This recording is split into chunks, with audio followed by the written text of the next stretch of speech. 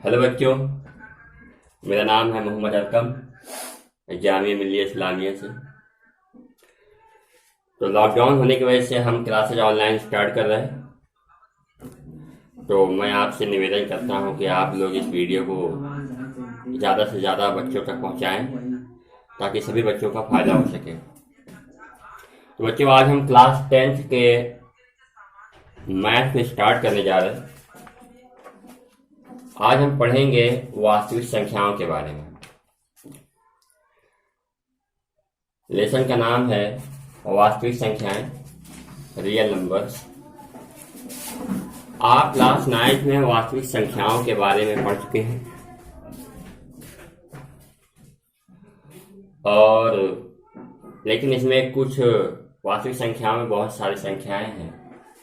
इसको बहुत से खंडों में, बहुत से ग्रुप में बांटा गया है। जिस तरीके से आप पढ़ चुके हैं क्लास 9th में, भाज्य संख्याएं, अभाज्य संख्याएं, सम संख्याएं, विषम संख्याएं, परिमेय संख्याएं, अपरिमेय संख्याएं, इस तरीके से बहुत सारी संख्याएं हैं। लेकिन आज हम जानेंगे सिर्फ परिमेय और अपरिमेय संख्याएं। परिमेय और अपरिमेय संख्याएं क्या है? तो जो बुक में दिया है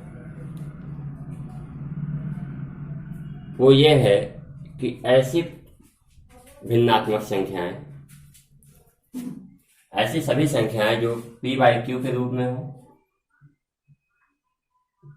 और q की वैल्यू 0 ना हो, वो संख्या परिमेय संख्या कहलाती है।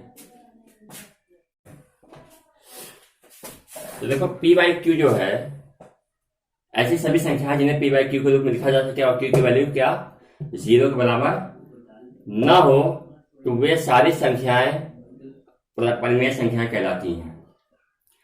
तो बात आती है, क्या सर √3 परिमेय संख्या है? नहीं, ऐसी कड़ी वाली संख्याएं भी परिमेय संख्या नहीं कहलाती। √7 नहीं है, √7 भी परिमेय संख्या नहीं है।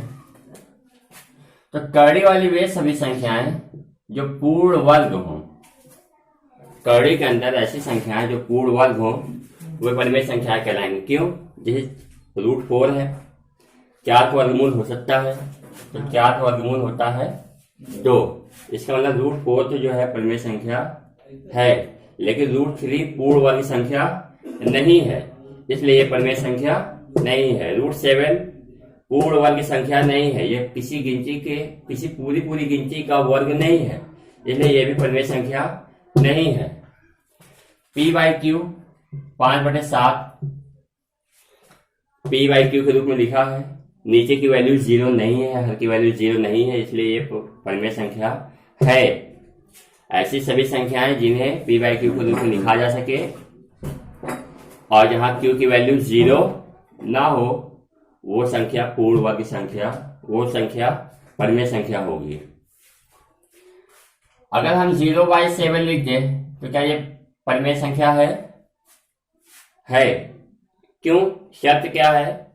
शर्त कह रही है कि बटे के रूप में लिखा जा सके। ठीक है, बटे के रूप में लिखा है। हर का मान 0 नहीं होना चाहिए, हर का मान 0 नहीं है, भाई परिमेय संख्या है। लेकिन अगर 5/0 लिख दिया जाए इस तरीके से 5/0, तो क्या यह परिमेय संख्या है? नहीं है, शर्त के अनुसार यह परिमेय संख्या नहीं है। तो एक बात आती है, तो 0 रखने पे ऐसा क्या हो जाता है कि परिमेय संख्या नहीं है? कुछ तो होगा। 7 आया तो परिमेय संख्या है। नीचे अगर 1 भी आ जाए, 7/1, ये भी परिमेय संख्या है। लेकिन ऐसा 0 रखने पे ऐसा क्या हो जाता है जिसकी वजह से ये परिमेय संख्या नहीं रह जाती? तो ये बात आती है, अब यहाँ मैटर फंस जाता है। कुछ तो वजह होगी कि 0 रखने पे क्यों ऐसा, गिनती में ऐसा क्या चेंजेस आ गया कि ये परिमेय संख्या नहीं रह गई। तो लोग कहते हैं कि सर √3/1 भी तो है, p/q के रूप में लिखा है, बटे के रूप में है संख्या, तो सर ये भी परिमेय संख्या है। नहीं, यहाँ पे तो 0 नहीं है, Q is not equal to 0, P equal √3। ये परिमेय संख्या होना चाहिए नियम के हिसाब से। नियम कहता है कि P/Q के रूप में अगर संख्या होगी और Q की वैल्यू 0 नहीं होगी तो वे सभी संख्याएं क्या होंगी? परिमेय संख्या होगी। लेकिन जहां P और Q एक पूर्णांक है, आगे वहां ये भी लिखा होता है परिभाषा में कि जहां P और Q एक पूर्णांक है, पूर्ण संख्या है, पूर्ण संख्या है, तभी ये परिमेय संख्या हो पाएगी। जबकि √3 पूर्ण संख्या नहीं है, ये पूरी संख्या नहीं है। √3 की वैल्यू आप निकालेंगे 1.7 समथिंग जाएगा, इसलिए ये पूर्णांक नहीं है, जिसकी वजह से ये पूर्ण संख्या नहीं हो पा रही है।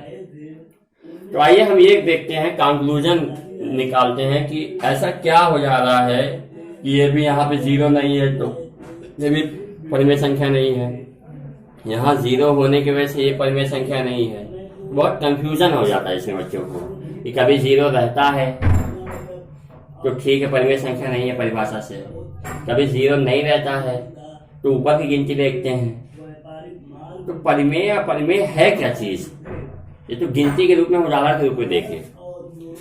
मकसद ये है परिमेय का कि ऐसी संख्याएं जिन्हें हम जिसकी पूरी वैल्यू दर्शा सकते हैं, जिन्हें हम परिभाषित कर सकते हैं, वे संख्याएं परिमेय संख्याएं हैं, और जिन्हें परिभाषित नहीं कर सकते वे संख्याएं अपरिमेय संख्याएं हैं। जैसे आइए, अगर हम 7 में 1 से भाग दें तो 7 आएगा, तो इसकी टोटल वैल्यू हम बता पाए, इसका मतलब ये परिमेय संख्या है, टोटल वैल्यू बता पाए। आइए इसमें देखते हैं, सॉरी अभी इसमें देख लेते हैं। 7/5 बटे के रूप में संख्या है, डिवाइड करिए, पॉइंट लगेगा, 5 40। देखिए इसकी टोटल वैल्यू हम दर्शा पाए कि 4/5 की टोटल वैल्यू क्या होगी? 0.8 होगी। टोटल वैल्यू से दर्शा पाए, ये भी क्या है? परिमेय संख्या है। आइए हम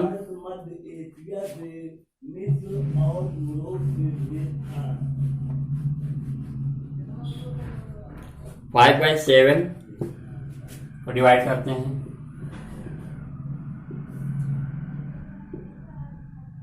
7 सत्ते 49, 1 आया, दशमलव लगा, 0 डाल लिए, 7 एकम 7, 3 30, 7 चौक 28, 2 20, 7 दूनी 14, 6 60, 7 8 56, 4 40, 7 पंजे 35, 5 50, 7 सत्ते 49। इस तरीके से आप काटते रहेंगे ना, ये कभी गिनती खत्म होने वाली नहीं है, ये कभी खत्म होने वाली संख्या नहीं है, ये अनंत तक ऐसे आता चला जाएगा। लेकिन हाँ, एक चीज तो कंफर्म है कि हम 5 से स्टार्ट किए थे और ये फिर 5 से फिर रिपीट होने लगा, ये रिपीटिंग हो रहा है। तो जो वैल्यू यहाँ 5 से स्टार्ट करने में फिर से 5 से स्टार्ट हो रहा है, इसका मतलब 7 1 4 2 8 5 आया था, अब फिर गिनती क्या आएगी? 7 1 4 2 8 5, 7 1 4 2 8 5। ये तो क्लियर है कि भाई ये गिनती भले ही कभी खत्म नहीं होगी, लेकिन आएगी कहाँ? इसकी वैल्यू तो हर बार यही आने वाली है, 7 1 4 2 8 5, 7 1 4 2 8 5, ऐसे अनंत तक आती रहेगी। क्योंकि अब हमें ये तो क्लियर है कि हम इसको काट तो नहीं सकते अनंत तक, लेकिन हमें ये तो कंफर्म है कि अनंत तक आने वाली संख्या की वैल्यू क्या होगी, कंफर्म है। इसलिए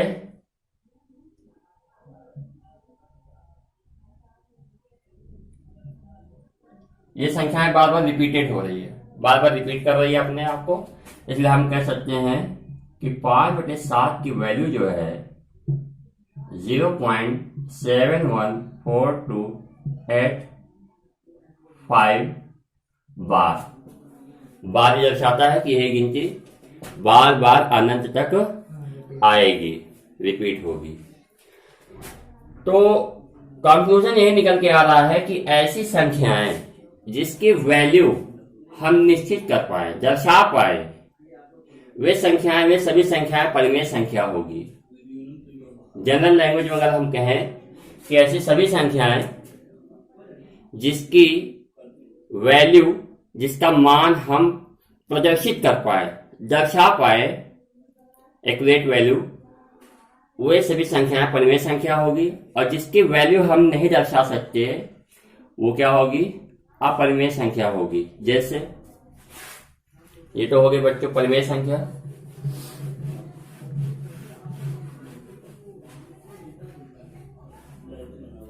आइए, हमने कहा था बटे वाली गिनती में जिसे 0.5 लिखा हुआ है, ये क्या है? अपरिमेय संख्या है। क्यों?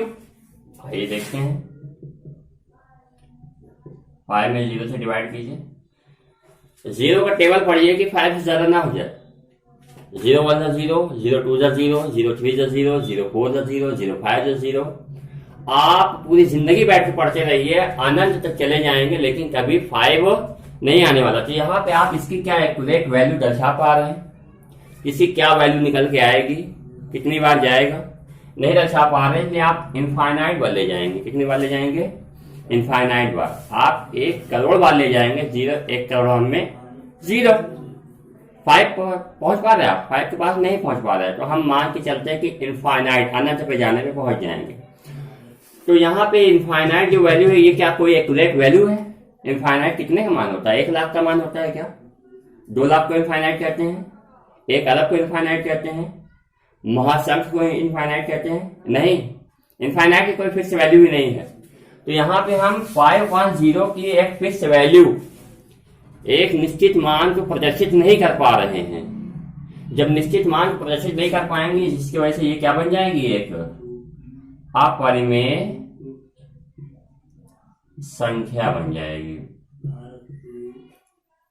ठीक इसी तरीके से कर्डी के मैटर में भी हमने देख लेना है कि रूट वाली संख्याएं जो है, जैसे हमने बताया √4 जो है ये पूर्ण वर्ग संख्या है, इसका वर्गमूल 2 हो जाएगा। इसका देखिए निश्चित मान हमने दर्शा लिया, जिसकी वजह से √4 क्या है? परिमेय संख्या। निश्चित मान अगर हम दर्शा सकेंगे किसी भी संख्या का, वो तो परिमेय संख्या होगी। और जिस संख्या का निश्चित मान हम नहीं दर्शा पाएंगे वो परिमेय संख्या नहीं होगी, अपरिमेय संख्या होगी। टोटल कंक्लूजन यही है। √3 की बात कर लेते हैं। √3 की value 1.732 and so on, infinite तक वैल्यू जाएगी।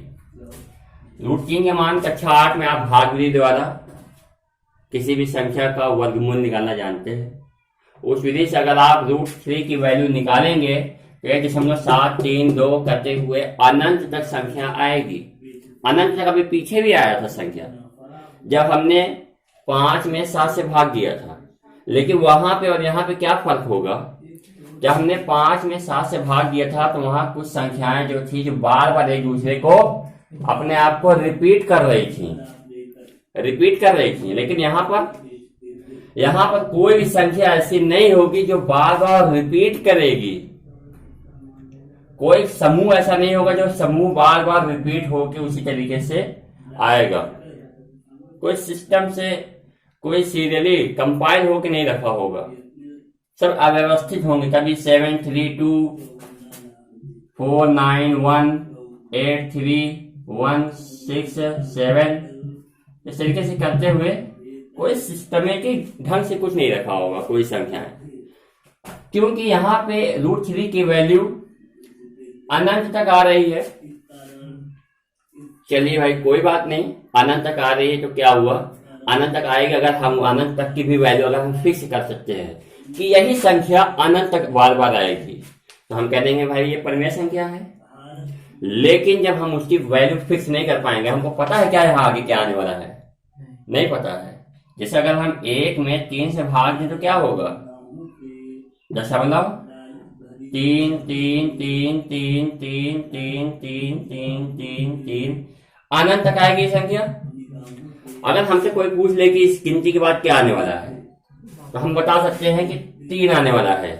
लेकिन इस लाइन में, इस कलम में अगर पूछ लिया जाए कि इस गिनती के बाद क्या आने वाला है, बता पाएंगे? नहीं बता पाएंगे, क्योंकि यहाँ पे कोई भी चीज रिपीटिंग नहीं है, कोई संख्या रिपीटिंग नहीं है, कोई संख्याओं का समूह रिपीटेड नहीं है। यहाँ पर तो रिपीटेड है, यहाँ भी अनंत संख्याएं जा रही हैं, यहाँ पर भी अनंत संख्याएं जा रही हैं, लेकिन दोनों में अंतर क्या है? इसकी वैल्यू हम फिक्स कर सकते हैं, इसकी वैल्यू हम फिक्स कर सकते हैं। हम कह सकते हैं कि 1/3 की वैल्यू है 0.3 का बार, मान लो ये संख्या अनंत तक आएगी। लेकिन यहां पर हम कोई भी संख्या ऐसी नहीं है जो अनंत तक आए रिपीटेड होते हुए। ये नॉन रिपीटिंग है, ये रिपीटिंग है। तो मैं आशा करता हूं कि आप इस बात को समझ पाए होंगे कि परिमेय संख्या और अपरिमेय संख्या क्या है, इसके अंदर क्या चीजें छिपी होती हैं। 0 रखने पे ऐसा क्या हो जाता है जिसकी वजह से वो अपरिमेय संख्या बन जाती है। कर्णी वाली ऐसी कौन कौन सी संख्याएं होती हैं जो परिमेय संख्या होती हैं, कौन संख्या होती है जो अपरिमेय संख्या होती है। तो किसी भी संख्या को रखने की आवश्यकता नहीं है। उसका मेन कॉन्सेप्ट पकड़िए कि परिमेय संख्या होती क्या है। P/Q को चाहे आप भूल जाइए, आप कर्णी भूल जाइए, आप सीधे से माइंड में आपके एक चीज होना चाहिए कि ऐसी सभी संख्याएं जिसके निश्चित मान को हम प्रदर्शित कर सके, वे सभी संख्याएं परिमेय संख्या होगी। और ऐसी संख्याएं जिनके मान को हम जिनके निश्चित मान को, मान निश्चित आपको कंफर्म होना चाहिए, जिसके मान को निश्चित नहीं कर सकते, आप प्रदर्शित नहीं कर सकते, वे संख्याएं अपरिमेय संख्या हो जाएगी। Rational number, irrational number. तो ये रहा बच्चों परिमेय संख्याएं और अपरिमेय संख्याएं।